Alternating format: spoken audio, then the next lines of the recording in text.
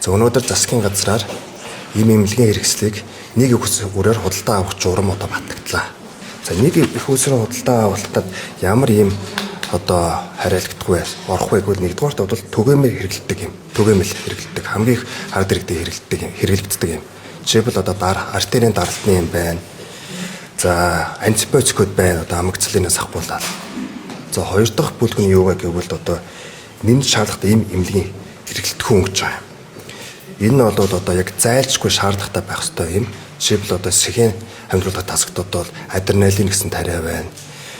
Аль эсвэл одоо эд эрхтэн шилжүүлсэн хүмүүст одоо дархлаа дамгаалах нэгс нь иммуносупрессинг юм байгаа. Өдөр тутам байнгын хэрэглээд байх юм байгаа. За гурав дахьт нь бол эмийн маш өндөр зардалтай юмуд байгаад байна. Ард иргэдийн карманаас гараад байгаа. Жишээлбэл одоо хавдрын байн амжилтгийн юм байгаад байна. Маш их хэмжээний одоо өндөр зардалтай. Мөн одоо диабет нэгтэй одоо type 1-тэй инсулин байгаадаа өдөр тутам бас хэрэглэх ёстой. За дөрөвт нь бол одоо тасалдах үүсэх эрсдэлтэй юм байна. За үүнд бол одоо унал таталтай юм байгаадаа. За унал таталтай юмыг одоо жишээлбэл одоо Монгол улсад ямар нэг им ханганаар оруулж ирээгүй бол нөгөөдгөө бүртгэхэд хэцүү. Яг бол цаад зарж байгаа байгууллагууд нь танаа улс чинь маш бага хэмжээгээр авч байгаа болохоор бид нэр бүртгүүлэхгүй.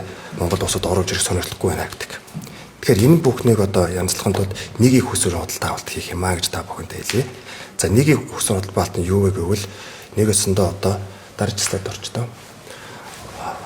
Олон улсын одоо хамгийн өндөр эмийн зохицуулалтаа Дэлхийн эрүүл мэндийн байгууллагын хатуу зохицуулалтын улс орнууд гэж жагсаалт байдаг. За Азиад бол энэ 3 улс орн одоо ордог. Нэг нь одоо Солонгос, Япон, Сингапур. За нөгөө талд бол Европын холбооны улсад ордог. Англи улс ордог, Швейцар улс ордог, мөн Америк нэгдсэн улс ордог. За энэ улсад бүртгэгдсэн мөн тухайн улсад одоо хэрэглэдэг 3-аас дээш болсон эмүүдийг тухайн компаниас нь шууд бөөнөр нь худалдаж авах юм аа. За бөөнөр нь худалдаж авахаар одоо тодорхой хэмжээний хэмнэлт гарна. Яагаад гэвэл нэгдүгээрт бол их хэмжээнд худалдаж авч байна. Тэгээд тэр худалдаж авсан эмээ эмнэлгүүдтэй тарааж өгнө. Хоёрдугаар эмийн сандаа тодорхой хэмжээний гэрээ логистикийн гэрээ хийж агаад бас жижиглэнгээр тарааж өгөх юм. Нэгдсэн худалдаа авалт хийх нь ямар давуу талтай юм бэ гэж одоо хүмүүс асууж магадгүй. Тэгвэл би маш товчхоноор мөн ойлгомжтойгоор тайлбарлая. Нэгдүгээрт бол энэ бол улсын төсвийн хэмнэлэг гарах юм.